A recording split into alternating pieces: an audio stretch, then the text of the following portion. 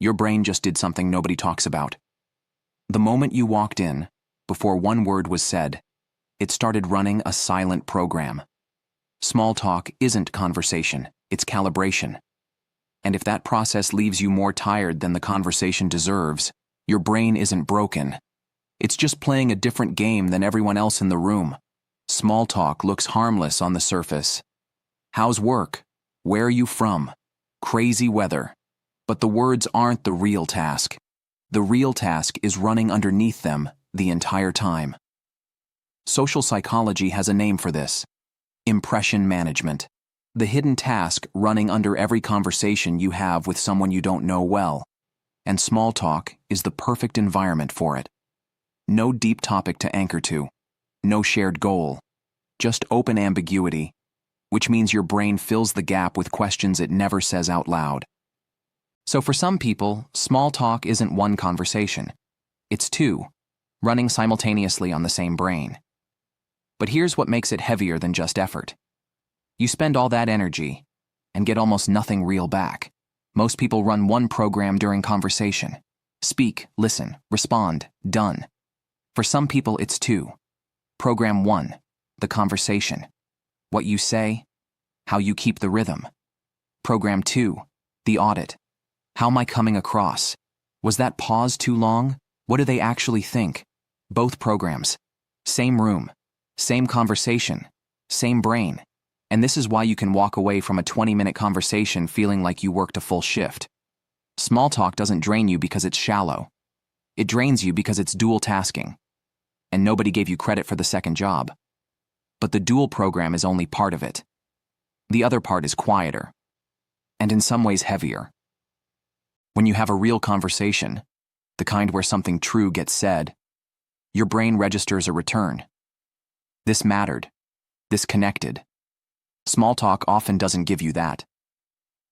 Research suggests that people who have more substantive conversations tend to report higher well-being.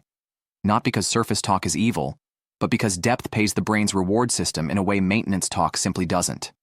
So your brain runs the full program, monitoring, adjusting, performing, and then asks a quiet question. Why did I spend all that energy for nothing real? And here's the part most people miss. The most exhausting conversations aren't usually the awkward ones. The most exhausting ones are the conversations where you stayed safe the whole time. Awkward at least feels honest.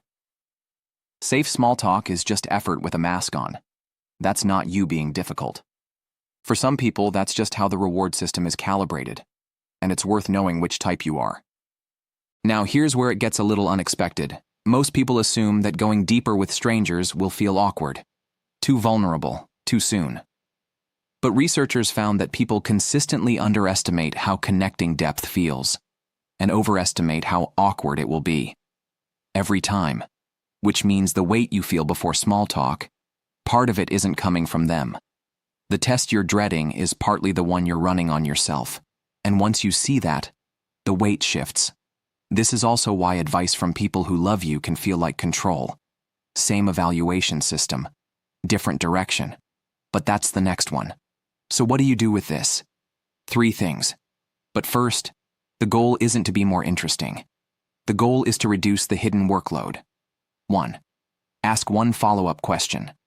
Not 10. 1. If you only do one thing from this video, this is it. It shifts your brain from audit mode to curiosity mode. And curiosity is a cheaper program to run. People also tend to like conversational partners who ask follow-up questions more. The research on this is consistent. Line you can use today. That's interesting. What made you get into that? 2. Give the conversation one small bridge. Small talk stays flat because nobody opens a door. A small personal detail, then a question. Example. I used to think I hated events like this. Turns out I just hate surface conversations. What do you usually do outside of work? You're not confessing. You're calibrating. And research on self-disclosure shows that genuine, moderate sharing tends to invite the same back. The door opens from both sides. 3. Before you walk in, reframe the question. Not, how will I come across? But, What am I actually curious about here? That one shift moves you from performance mode to presence mode. And presence costs less. And if none of these move the needle, that's information. Not every space is built for the kind of connection you're looking for. That's not failure, that's clarity. If small talk drains you, you are not broken. Your brain is running a heavier version of social interaction than most people realize is even happening. It costs more because it processes more. And for some people, it finds surface-level exchange genuinely unrewarding, not because something is wrong with them. You don't hate people.